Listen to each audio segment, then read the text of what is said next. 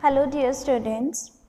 सो students, आज हम करने जा रहे हैं हमारी साहित्य सागर पुस्तक का कविता भाग का सूर्यकांत त्रिपाठी निराला जी द्वारा रचित कविता भिक्षुक। तो इस कविता को पढ़ने से पहले हम निराला जी के बारे में, उनके जीवन और उनकी रचनाओं के बारे में जानकारी प्राप्त कर लेते हैं कि वो कौन थे और कहाँ से थे।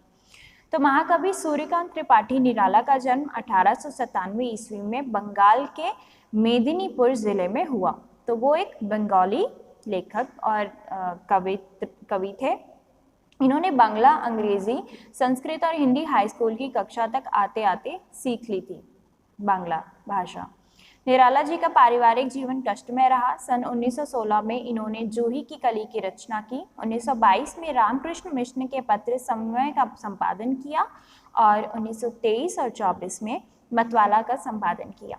3 वर्ष बाद ये लखनऊ आ गए और गंगा पुस्तक माला का संपादन करने लगे।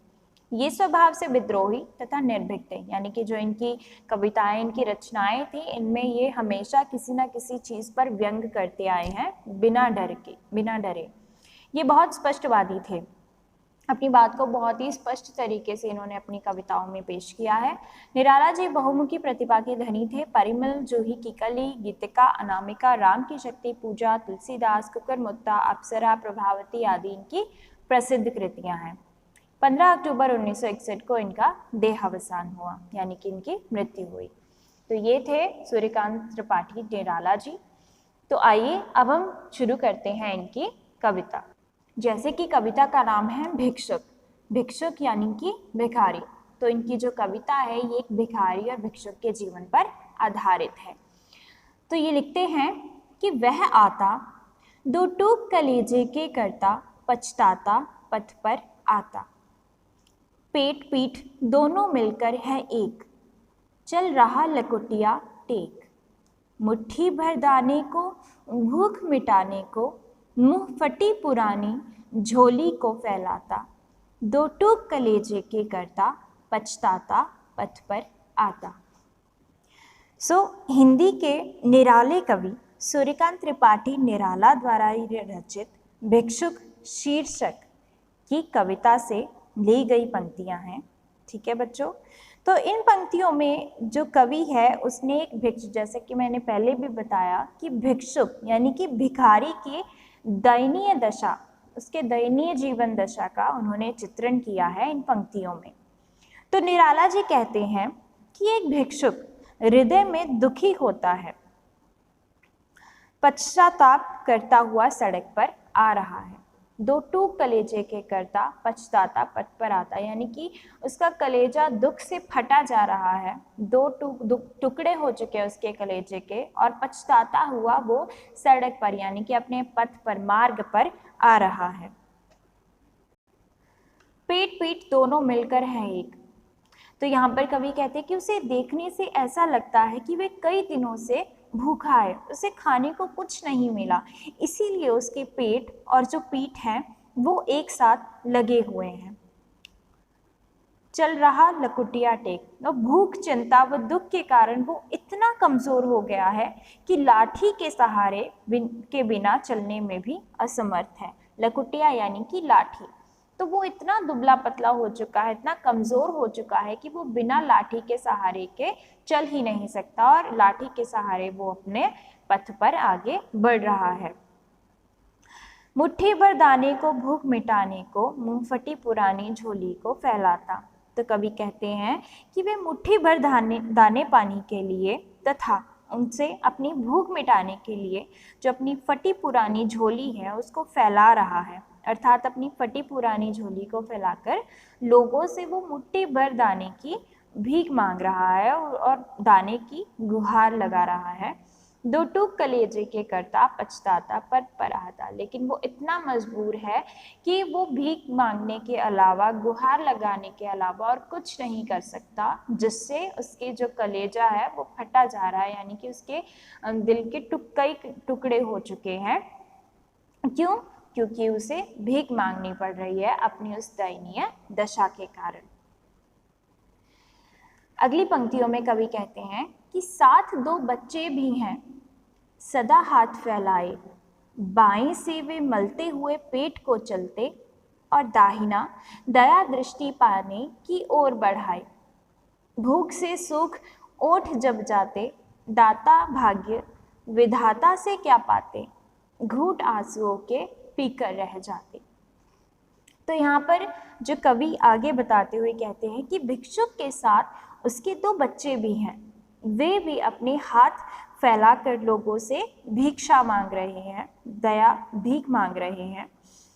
तो बाएं से वे मलते हुए पेट को चलते, बाएं अपने बाएं हाथ से वो अपना पेट मल रहे हैं, ठीक है, पेट मलते हुए चलते जा रहे हैं, और दाहिने हाथ से वे लोगों से कुछ सहायता करने की प्रार्थना कर रहे हैं, अर्थात वो अपनी भूख को प्रदर्शित करने के लिए, लोगों का ध्यान अपनी ओर आकर्षित करने के लिए एक हाथ से अपना पेट मल भी रहे हैं और दूसरे हाथ से उनसे भीख मांग भी रहे हैं।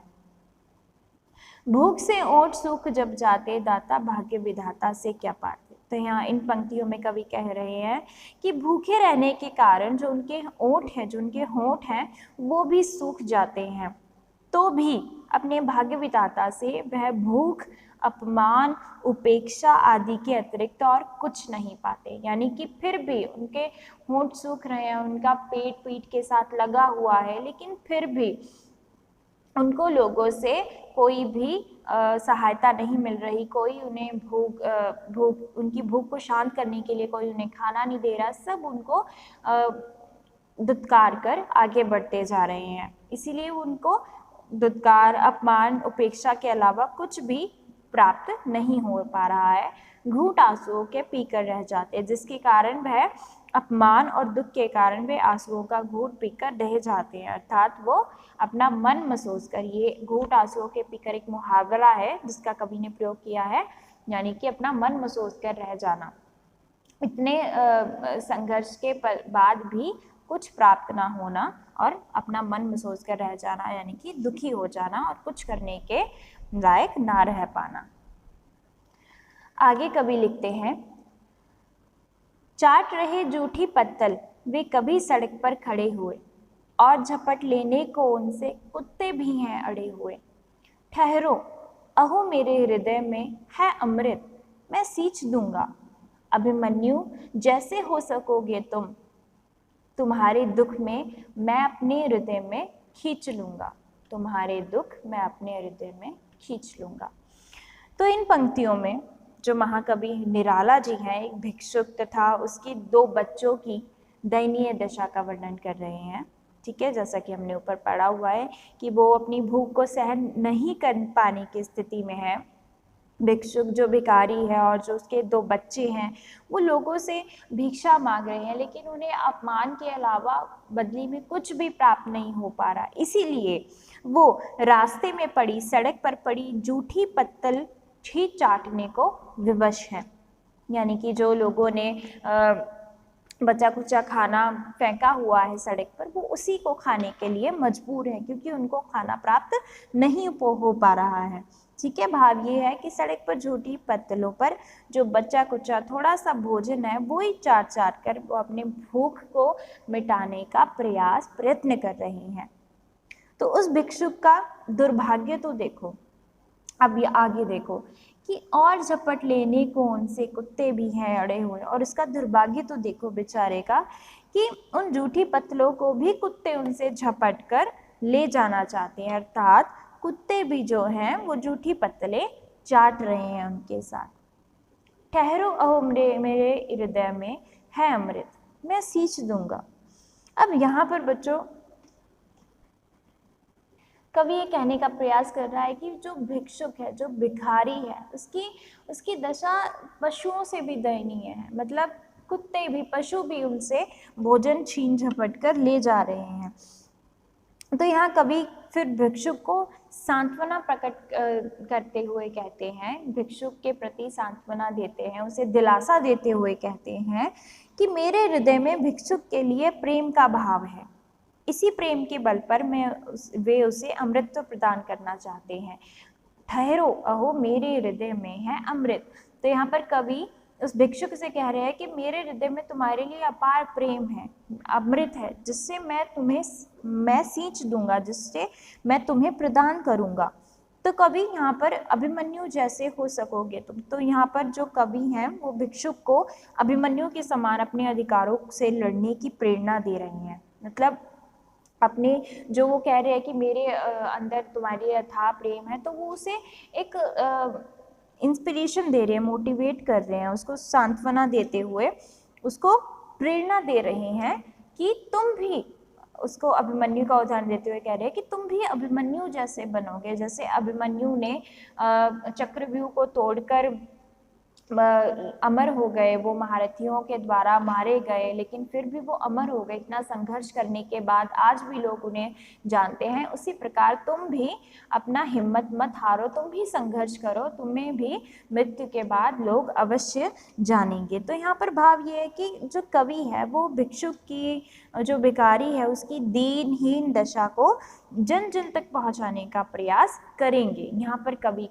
उसे कहना चाहते हैं कि मैं अपनी कविताओं के द्वारा मैं तुम्हारे संघर्ष को लोगों तक पहुंचाऊंगा, तुम्हारे दुख मैं अपने हृदय में खींच लूंगा, तुम्हारे दुखों को मैं दुनिया तक पहुंचाऊंगा, उनको पहुंचाने का प्रयास करूंगा, जिससे लोगों के मन में भिक्षुक के प्रति सहानुभूति और करुणा के भाव जाग जाएं। यहाँ पर जो कवि है वो अपनी इस कविता के द्वारा लोगों के मन में उन भिखारियों के प्रति, भिक्षुकों के प्रति एक दया भावना जगाने की कोशिश कर रहे हैं कि जैसे कोई भिखारी हमारे दर पर आता है तो हम उसे दुत्कार देते हैं, उसे खाना नहीं देते कि हम नहीं देंगे तो कोई और दे देगा। इसी तरह सब लोग भी इसी तरह सोचते हैं, तो जिसके कारण उन भिखारियों को कहीं से भी खाना प्राप्त नहीं हो पाता। तो यहाँ पर कवि ने यह भी संदेश दिया है कि हमारे मन में दया भावना, प्रेम भावना होनी चाहिए, ताकि अगर हमसे कोई सहायता की मांग कर रहा है तो हम उसकी सहायता कर सके। हमारे अंदर इतना कृतज्ञ भाव अवश्य होना चाहिए। तो ये थी बच्चों हमारी कविता। अब हम इसके प्रश्न उत्तर साथ में पढ़ लेते हैं।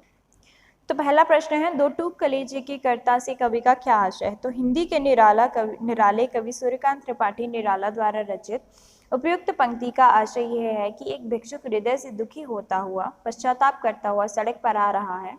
वह लोगों से कुछ खाने के लिए मांगता है, परंतु उसे बदले में केवल अपमान और फटकार ही मिलती है, इसलिए उसका हृदय कई भागों में टूट जाता है। दो टूक कलेजे की कर्ता। नेक्स्ट क्वेश्चन है, पेट पीठ दोनों मिलकर हैं एक, पंक्ति का आशय स्पष्ट कीजिए। तो इन पंक्तियों में कवि कहते हैं कि पेट पीठ दोनों मिलकर हैं एक। पंक्ति का आशय यह है कि एक दुखी भिक्षुक काफी दिनों से भूखा है, उसे खाने के लिए कुछ भी प्राप्त नहीं हुआ, जिसके परिणाम स्वरूप उसका पेट और पीठ मिलकर एक हो गए हैं। लोगों से भीख मांगने पर भी उसे केवल अपमान और दुख ही प्राप्त होता है। अगला है, उपयुक्त पंक्तियों के आधार पर भिक्षुक की दयनीय दशा का वर्णन कीजिए या फिर पंक्तियों का भावार्थ लिखिए। तो दोनों में से जो भी प्रश्न आपको आएगा उसका आपने बिल्कुल समान ही उत्तर लिखना है। उपयुक्त पंक्तियों में महाकवि निराला ने अपनी कविता में एक अत्यंत दुखी भिक्षुक के जीवन का वर्णन किया है। वह भिक्षुक अपने भाग्य पर पछताता हुआ सड़क पर आ रहा है। वह कई दिनों से भूखा है, इस कारण उसका पेट और पीठ मिलकर एक हो गए हैं, परंतु उसके एक दयनीय दशा का निवारण करने वाला कोई नहीं है। वह मुट्ठी भर धान्य पाने के लिए फटी झोली को फैलाता है, लेकिन वह केवल फटकार ही पाता है। नेक्स्ट क्वेश्चन है, भिक्षुक के साथ कौन है, वह क्या कर रहे हैं तथा क्यों, स्पष्ट कीजिए। या फिर भिक्षुक के बच्चों की दयनीय दशा का वर्णन अपने शब्दों में कीजिए। भिक्षुक के, तो इन दोनों प्रश्नों में से आप को कोई भी प्रश्न आए उसका आपने यही उत्तर लिखना है। दोनों में समान ही प्रश्न पूछा गया है कि भिक्षुक कौन है और उसके साथ कौन है, क्या कर रहे हैं वो, और यहाँ पर बच्चों की दयनीय दशा का वर्णन अपने शब्दों में लिखिए, तो इसका समान ही उत्तर होगा। तो भिक्षुक के साथ उसके दो बच्चे हैं, वह भी अपनी हाथ फैलाकर लोगों से भिक्षा मांग रहे हैं तथा कुछ सहायता प्राप्त करने की प्रार्थना कर रहे हैं। वे अपने बाएं हाथ से अपना पेट मल रहे हैं तथा दाहिने हाथ से भीख मांग रहे हैं, क्योंकि वे कई दिनों से भूखे हैं, इसीलिए वह लोगों का ध्यान केंद्रित करने के लिए अपना हाथ फैलाए खड़े हैं।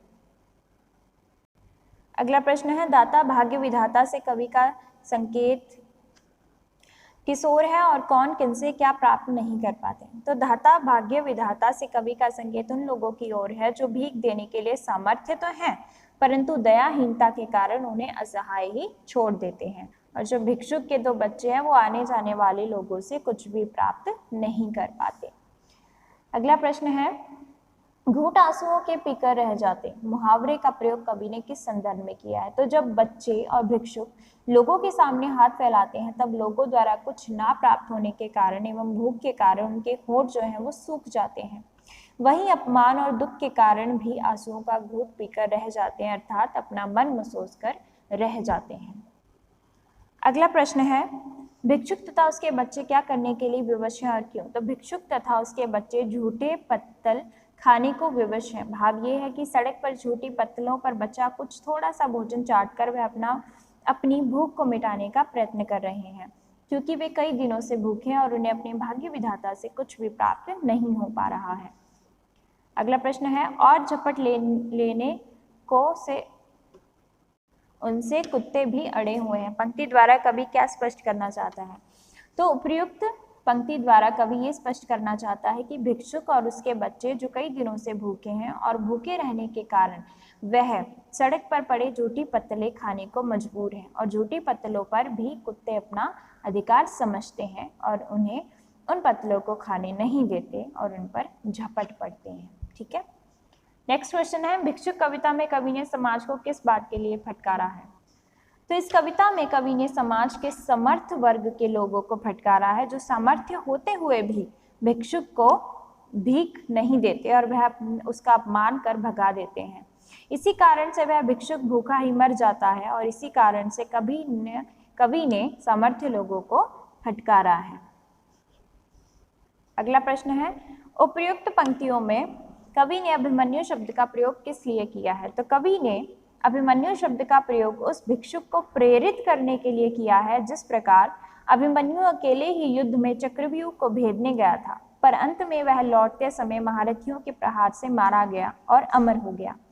इस तरह की कल्पना कवि ने भिक्षुक के लिए की कि जिस प्रकार मरने के बाद भी अभिमन्यु की समाज ने प्रशंसा की थी, उसी प्रकार वह भिक्षुक की भी करेंगे।